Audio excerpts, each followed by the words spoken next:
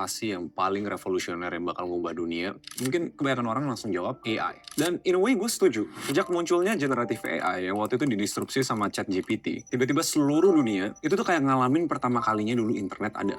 Man, ini magic banget. Kok bisa sekarang komputer, software itu tuh bisa ngejawab dan bikin banyak banget hal. Seakan mungkin bahkan lebih bagus daripada manusia. Dan ini cerita di balik perusahaan yang bakal ngalahin Apple. The true king of AI, NVIDIA.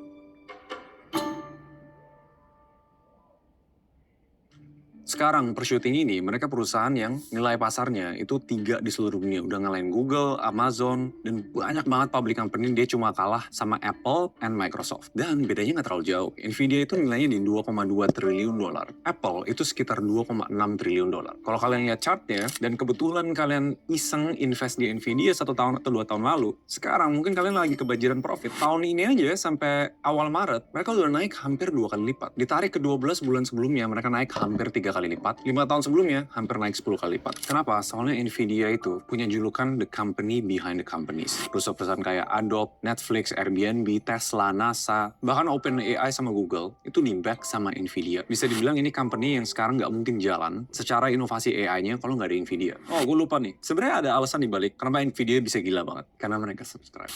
Enggak sih, kalau mereka subscribe gitu gila banget sih. Oke, kita lanjut. Tapi kalian yang nonton sampai sekarang, sebelum kalian berbodong-bodong, gila gue harus beli Nvidia sekarang. Kalian harus nonton sampai chapter 3. Karena dibalik semua kesuksesan itu, ada satu ketakutan yang parah banget. Yang gue pun gak bisa prediksi apa Nvidia benar-benar bisa stay strong terus atau enggak. Simpelnya kayak analogi gold rush, orang lagi rebutan cari emasnya, yaitu AI. Nvidia itu bisa dibilang satu-satunya perusahaan di dunia yang mesti nyediain alat sekopnya untuk mereka dapat emas itu. Pertanyaannya, emang mereka sejenius itu sampai bisa ngeprediksi, ngebangun perusahaan dari puluhan tahun lalu, oh ini mereka bakal bergantung sama produk gue nih. Nah itu definisi the true power. Kalau kalian lihat, pendapatan Nvidia bisa naik setinggi ini dengan net margin di atas 50%. Itu semua pure gara-gara AI. Untuk orang awam, taunya Nvidia tuh jualan graphic card buat main game. Oh itu pasti core bisnisnya mereka. Di sini kita bakal belajar, yang menurut gue ada faktor hoki juga, seberapa gilanya strategi Nvidia untuk bisa sampai jadi perusahaan nomor 3 di dunia. Cuma step pertama tuh kita perlu ngerti, kenapa mereka bisa se-boom itu, yang kita masuk ke chapter 1, how Nvidia make money. Duitnya dari mana?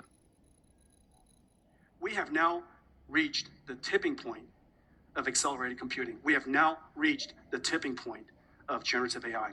And we are so Menurut gue ini faktor hoki ya. Dan emang benar sebenarnya asal-usul Nvidia pertama dibangun di tahun 1993, 1 tahun sebelum gue lahir. Mereka punya visi untuk membangun 3D graphics untuk gaming sama market multimedia. Jadi sebenarnya nggak salah. Sampai mungkin 5-10 tahun terakhir, Nvidia tuh emang perusahaan yang fokusnya di gaming. Kalau kita lihat dari roadmap mereka 1993 sampai tahun 2024, mayoritas fokus mereka itu di satu produk yang namanya GPU.